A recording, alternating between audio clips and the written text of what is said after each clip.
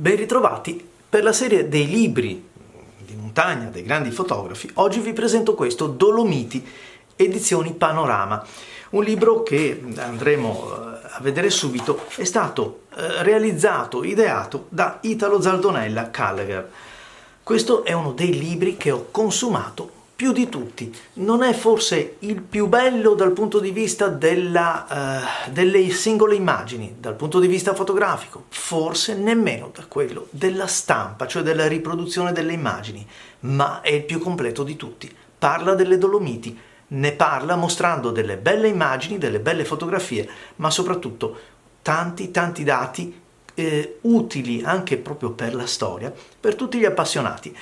Un volume che è abbastanza pesante, la carta è di buona qualità assolutamente, un formato 25x35. Andiamo subito a vedere, vi mostro intanto che il libro, tolta questa copertina patinata, è un libro con la sua bella copertina rigida, cartonata, e un titolo inequivocabile, Dolomiti. Carta patinata che però cambia man mano che si sfoglia. La prima era un po' opaca, un po' ruvida, adesso che ci addentriamo nel libro invece andiamo a migliorare anche questo aspetto. Bella la rilegatura assolutamente, anche perché è un libro vissuto e quindi si è comportato bene. Le fotografie, tra l'altro di alcuni colleghi, da Cemin, Corboli, da Lagnola, Escher, insomma Faganello, insomma sono davvero tanti, diciamo una quindicina di autori che hanno dato vita a questo libro, ma ci sono i testi anche di Franco De Battaglia, Gino Tomasi e Italo Zaldonella, che è un po' una garanzia.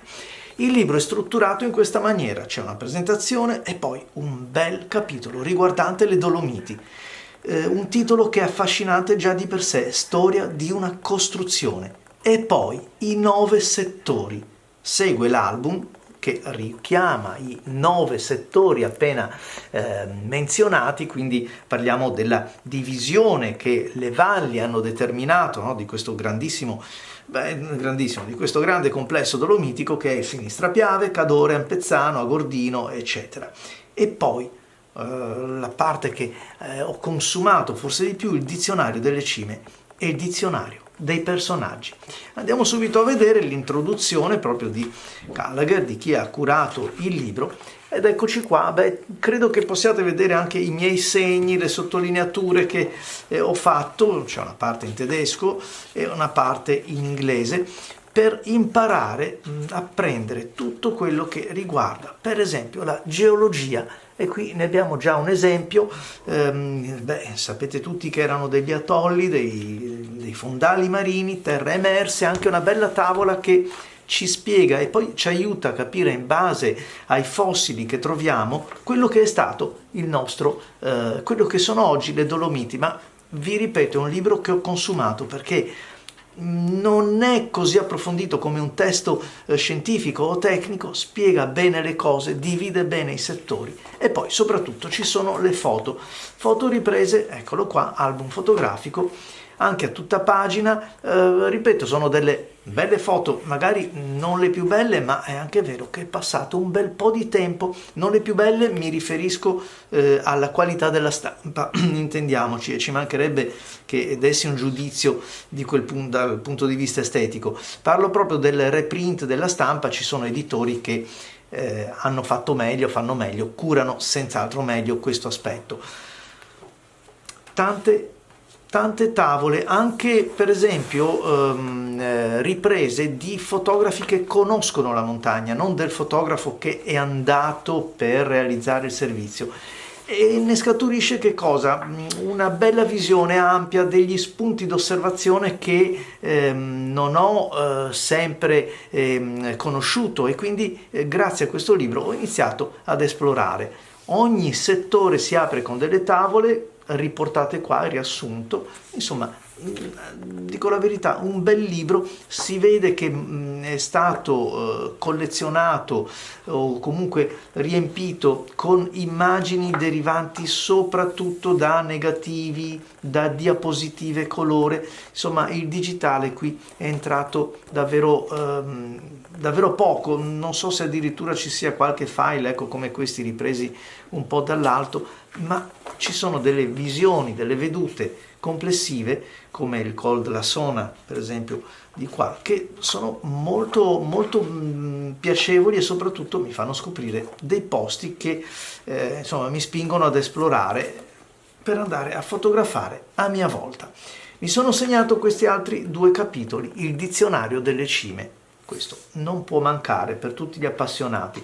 Molto spesso quando vado a fare, molto spesso, diciamo quasi sempre, quando vado a fare i corsi o il fototrekking in montagna e spiego, guardate, quella non so, è lo spigolo, la Torre Venezia, lo spigolo sud, oppure il campanile, eccetera, mi accorgo che una parte, diciamo, di termini non è compresa, ma addirittura qualcuno mi domanda: ma qual è la civetta, qual è il pelmo, non so qual è l'antelao, e quindi insomma serve anche un po', se amate la montagna, prepararvi. Questo è il lago di Antermoia che io ho avuto la fortuna di vedere da bambino quando era rigoglioso, così come quello di Carezza, e ormai purtroppo si sta estinguendo. Poco alla volta la desertificazione avanza anche sulle Dolomiti. E poi una parte che è la più suggestiva di tutte, quella che forse vale il libro, il dizionario dei personaggi, i grandi personaggi che hanno fatto la storia della montagna, non solo delle Dolomiti, della montagna. È un piacere leggere non solo la loro storia, ma anche immaginare in che modo hanno conquistato le cime, come si sono arrampicati su queste rocce, la scuola che hanno creato grazie al loro modo di arrampicarsi e tanti appigli, tanti tipi di camminata, chiamiamola così, di corda, derivano proprio dal nome, prendono il nome da chi è stato il primo ad utilizzarli. È veramente molto interessante.